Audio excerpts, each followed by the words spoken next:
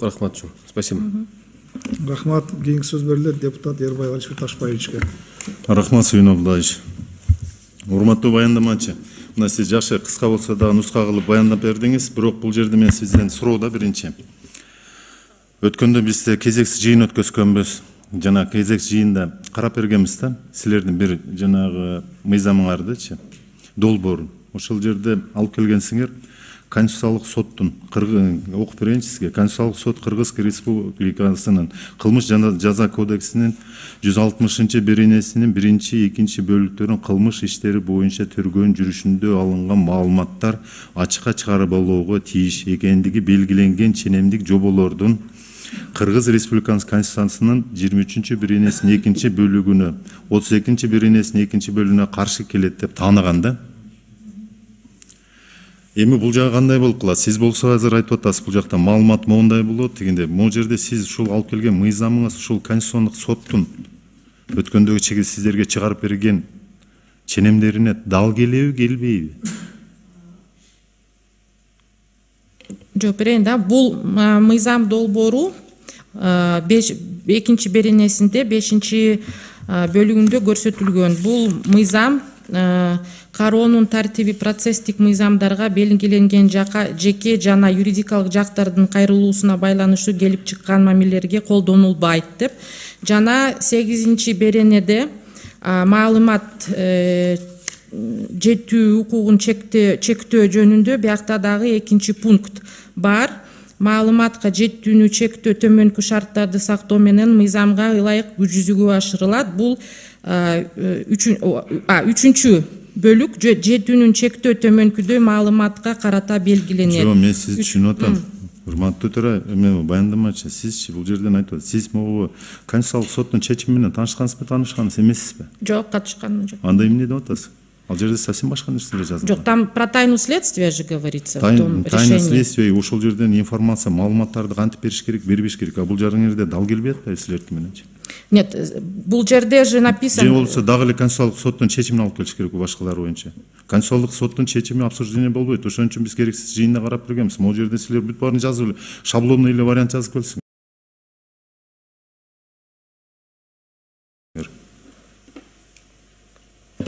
Хорошо. Алишер Ташбаевич, бул жерде азыр кечир баяндамачы тактоо иретинде.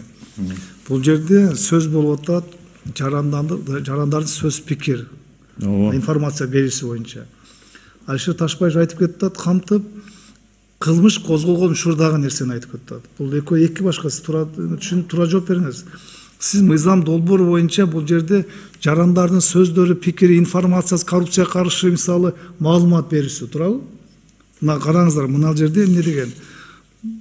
Маалыматка жетүү жөнүндө. Ошондой эле ал жанагы следственный тайна, алардын эмес купуя сырлар боюнча кылмыш иши козголуп, тергөө амалдар жүргөн учурда ал нерсе ишке жүрөт. Ошону сиз туура так маалымат бериңиз бул жерде.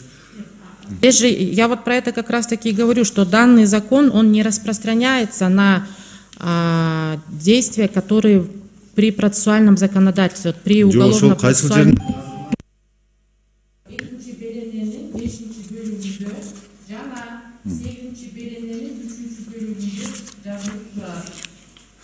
Кийинкисин суроо сизгечи. Анан кийин могу жерде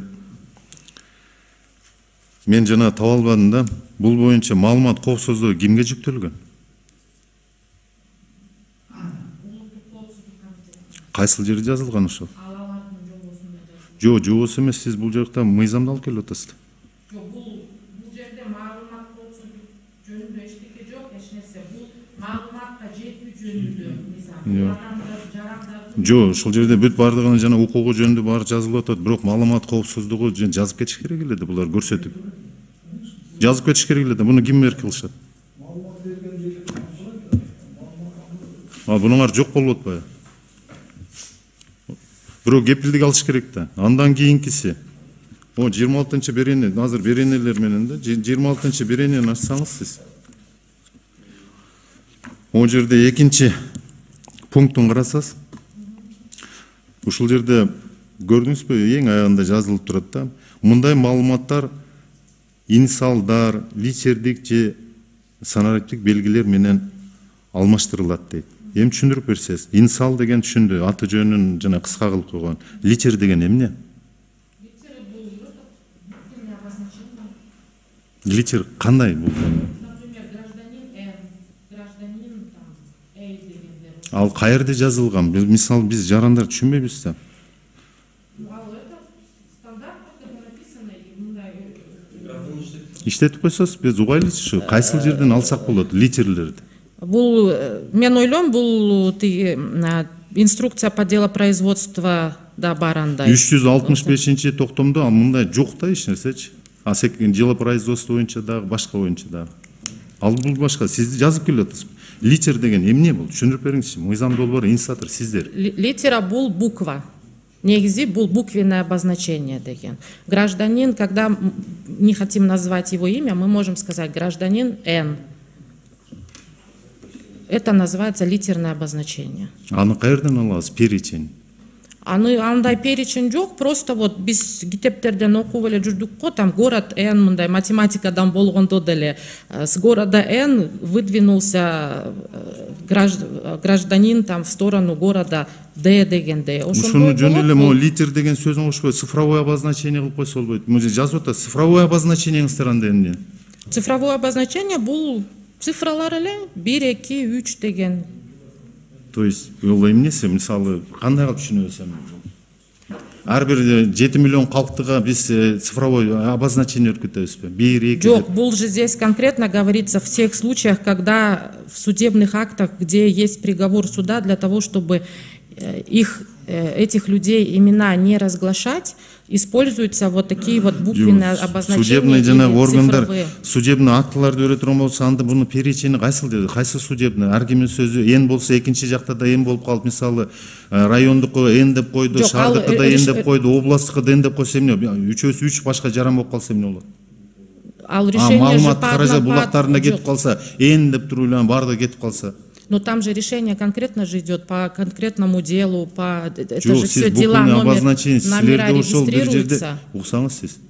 Бир жерде барбы ошол перечениңер? Мен мындай Зарим не Аликовна, встречала. Зарим Аликовна, сиз эми Алишер Ташбаевдин каякта иштегенин билесиз да, билбесеңиз билип алышыңыз керек да. Ар бир депутат каякта иштеген. Сизге абдан эми бул мыйзам долбоор тактайын деп бул суроо берип атат да, сиз билбесеңиз билбейм деп кагаз жүзүндө берейин деңиз, сиз билбей атасыз.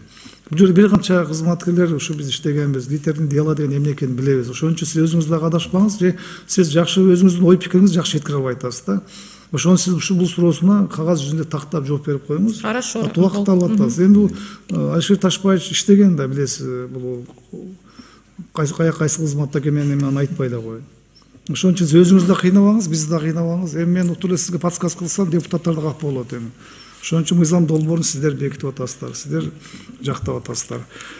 Урматтуу баяндамачы, сөзүмдүн аягында айтат элем да, сиз дайынданып келсеңиз, билбеген жериңизге туура айтты Сүйүн Абдуллаевич, билбейм, жазуу түрүндө берейин депчи. Анан бул жерде жанагы экзамен эмес же башка университет эмес да, сиз бу жердечи зам министрсиз. Өзүңүздү сыйлабасаңыз да сизчи, өзүңүздүн отурган креслоңузду должосуңузду сыйлашыңыз керек. Могу жерде мыйзамды алып келип аткандан долбоорунчу сиз так билип даярданып келиңиз. Ошон үчүн анан айтылып атат да, бул жерде билбеген нерсеңизди айтпай эле коюңуз. Коомчулукка жанагындай бир лишь бы могу жерден айтып койсок өтө берет деген эмес бул жерде. Баары түшүнүп турабыз. Ушуларды бир сыйра окуп алыңыз. Эмне үчүн дегенде бул жерде биз 7 депутат отурабыз. А тигил жакка чыкканда биринчи окууга. Ал жерде 90 депутат отурат, 90 ою мененчи. Ошо менен уят болуп каласыз. Рахмат.